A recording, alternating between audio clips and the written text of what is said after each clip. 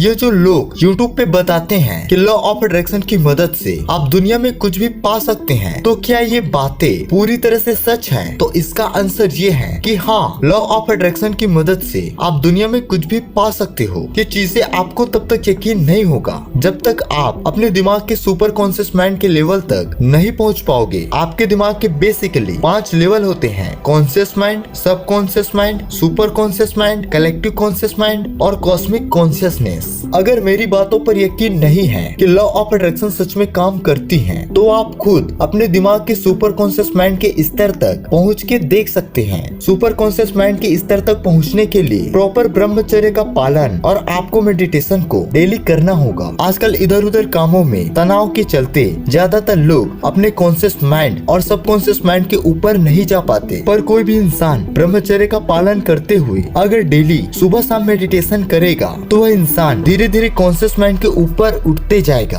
अब हम law of attraction को समझने की कोशिश करेंगे। मान लीजिए आप गरीब हो, ऐसा आप मानते हो, तो उस मानने को आप अपने शरीर की किस जगह पे रखे हो? तो इसका आंसर ये है कि उस मानने को आप अपने शरीर के दिमाग के अपने अवचेतन मन में रखे हो। आपके दिमाग के 2 पार्ट्स हैं, सचेत मन और अवचेतन मन। सबसे पहले सचेत मन को समझते हैं। जब भी कोई काम आप पहली बार करते हो और पूरा ध्यान लगा के करते हो, तो उसे आप अपने सचेत मन द्वारा करते हो। जैसे मान लीजिए आप कभी भी आज तक कॉपी में नहीं लिखे हैं और लिखने के लिए आप सीखना शुरू करते हैं, तो यह क्रिया आपकी सचेत मन द्वारा होती है। एक और उदाहरण, जैसे कोई भी बच्चा अभी अभी पैदा हुआ है और उस बच्चे को चलना नहीं आता, तो वह बच्चा चलने के लिए ध्यान देता है। तो जो ध्यान देता है वह सचेत मन द्वारा होती है। अब हम अवचेतन मन के बारे में जानते हैं। जब आप कोई भी काम सीख जाते हैं जिसके लिए आपको ध्यान देने की जरूरत नहीं पड़ती और आप उस काम को करते हो, तो वह आपके अवचेतन मन द्वारा होती है। जैसे आपको लिखना आता है, तो जो आप लिख पाते हैं वह काम आप अपने अवचेतन मन द्वारा लिख पाते हैं। मान लीजिए आपको क लिखना आता है और क को किस तरह से लिखा जाता है वह आपको पता है, तो क को किस प्रकार लिखा जाता है वह आपके अवचेतन मन में बसा है, जिसके चलते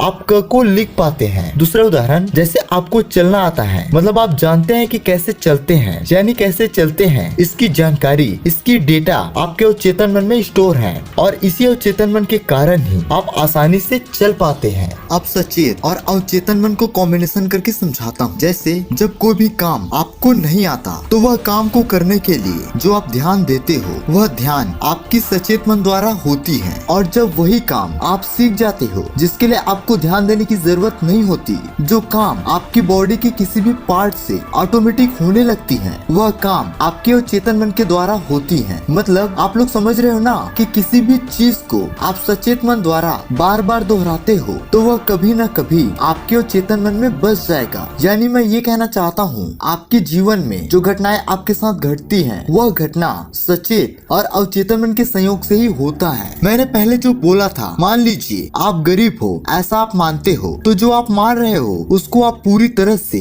आप अपने अवचेतन मन में पूरी तरह से बसा लिए हो, इसलिए आप गरीब हो। आप गरीब हो इसलिए आपके अवचेतन मन इस चीज को माना है, ऐसी बात बिल्कुल भी नहीं है। आप पहले अवचेतन मन में ये मनवाए हो कि आप गरीब हो, इसलिए आप सच में गरीब हो। मुझे लगता है कि शायद ये आपको यकीन नहीं हुआ होगा, लेकिन इस चीज को अच्छे से समझाने की कोशिश करता हूँ। देखो, आप पहले बहुत छोटे थे, आप अमीर और गरीब को फील नहीं कर पाते थे, लेकिन जैसे जैसे बड़े हुए, आपको जिम्मेदारी सौंपी गई, तब आप अमीर और गरीब को समझ पाए, आप गरीब को फील कर पाए। आप पहले गरीब नहीं थे, मतलब हालांकि आपके पेरेंट्स को लगता था कि हम गरीब हैं, बट आपको नहीं लगता था। और जैसे ही आपको जिम्मेदारी सौंपी गई, तब उसी टाइम से आप आज तक आप अपने अवचेतन मन में पैसों की वैल्यू को ऊंचा कर दिए हो, इसलिए आप आज तक गरीब बने बैठे हो। तो इसका मतलब क्या है? इसका मतलब ये है कि आप पहले सोचते थे, उसी का परिणाम है आज जिस जगह पे आप हो, और अभी जो आप सोच रहे हो वही आप भविष्य में बनोगे। अभी की सोच या यकीन ये बीज है